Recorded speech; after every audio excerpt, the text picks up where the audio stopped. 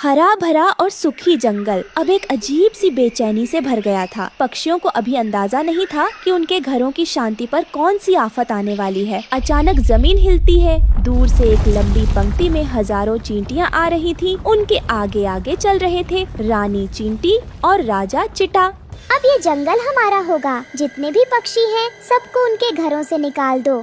ये जंगल अब हमारी सेना के लिए है। पेड़ हमारे होंगे, शाखाएं हमारी होंगी। चींटियां पेड़ों पर चढ़ती है और घोंसलों को गिरा देती है। पक्षी डरकर उड़ जाते हैं। वहीं रानो चिड़िया का घोंसला भी टूट गया था। वो अपने बच्चों के साथ रो रही थी।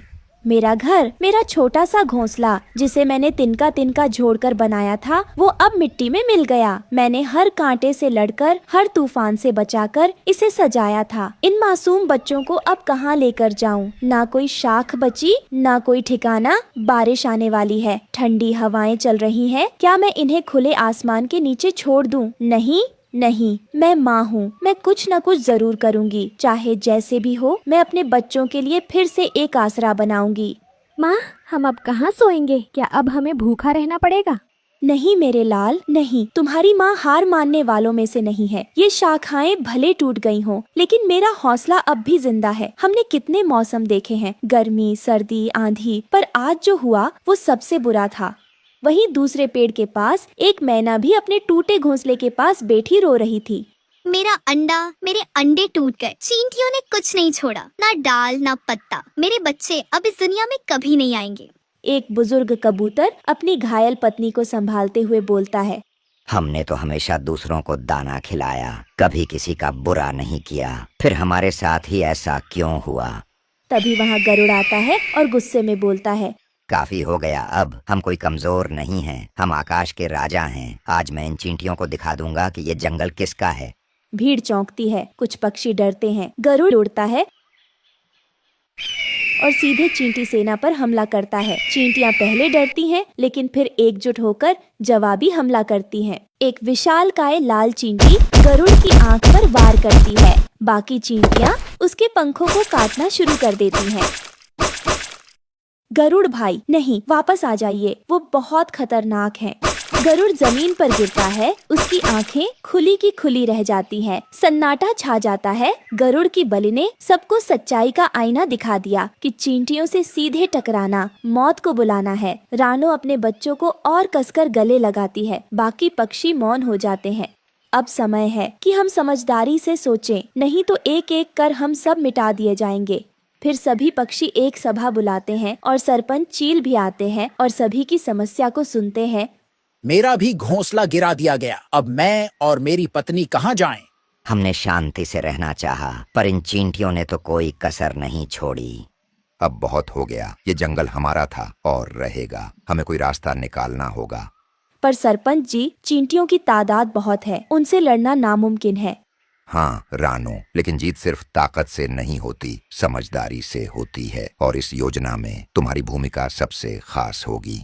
एक गुप्त स्थान पर चील, रानो और कुछ अन्य पक्षी योजना बना रहे थे। हमें जंगल की वो जगह ढूंढनी होगी जहाँ चींटियां अकेले में रह सकें, जिससे बाकी जंगल भी सुरक्षित रहे और टकराव भी न हो। हम उस ओर जा सकते हैं जहाँ झाड़ी और कांटे ज्यादा हैं। वहाँ पक्षी वैसे भी घर नहीं बनाते। लेकिन उन्हें वहाँ कैसे भेजा जाएगा? उन्हें दिखाना होगा कि वहाँ रहना उनके लिए कितना बेहतर है। ये आसान नहीं होगा, लेकिन हम कोशिश करेंगे, क्योंकि अब बस यही एक रास्ता है हमारे पास, इस जंगल को उन चींटियों के आतंक से बचाने का। थोड़ी देर बाद झाड़ी वाला कोने पर पक्षी वहाँ पेड़ सजाते हैं, पानी की व्यवस्था करते हैं। रानो चिड़िया और बाकी पक्षियों ने दिन रात मेहनत की। उस वीरान हिस्से को चींटियों के लिए रहने लायक बनाते हैं। अगर ये सफल हो गया तो हमारा जंगल फिर से शांत हो जाएगा। फिर थोड़ी देर बाद उन पक्षियों का सामना चींटी के ढेर से होता है। रानो उन्हें समझाते हुए कहती है, हम आपके लिए जंगल का एक सुंदर कोना बना चुके हैं। वहाँ न कोई टकराव होगा, न कोई परेशानी। क्या आप शांति से वहाँ बसना चाहेंगे? हमें शांति चाहिए और वह जगह भी उपयुक्त लगती है। हम वहाँ चले जाएंगे। लेकिन ध्यान रखना, अब अगर कोई पक्षी हमारी सीमा में आया तो युद्ध निश्चित है। और अगर कोई चींटी पक्षियों के घरों में घुसी तो जवाब भी मिलेगा। हम सब अब एक समझौते के तहत रहेंगे। राजा चिट्टा और रानी चींटी उनका प्रस्ताव स्वीकार कर लेते हैं। फिर थोड़ी देर बाद जंगल में सभी पक्षियों के घर चहचहा रहे थे। बच्चे खुशी से खेल रहे थे। रानो, चिड़िया की सूझबूझ और पक्षियों की एकता ने जंगल को तबाही से बचा लिया। चींटियां अपने नए महल में खुशी खुशी रहने लगीं। कभी कभी लड़ाई से बड़ी चीज होती है समझदारी और साथ। हमने हार नहीं मानी, हमने रास्ता ढूंढा। अब पूरा जंगल हरा भरा था। एक ओर चींटियों का सुंदर महल और दूसरी ओर चहचहाते पक्षी के घोंसले, जिनमें बच्चे खुशी खुशी रहने लगे।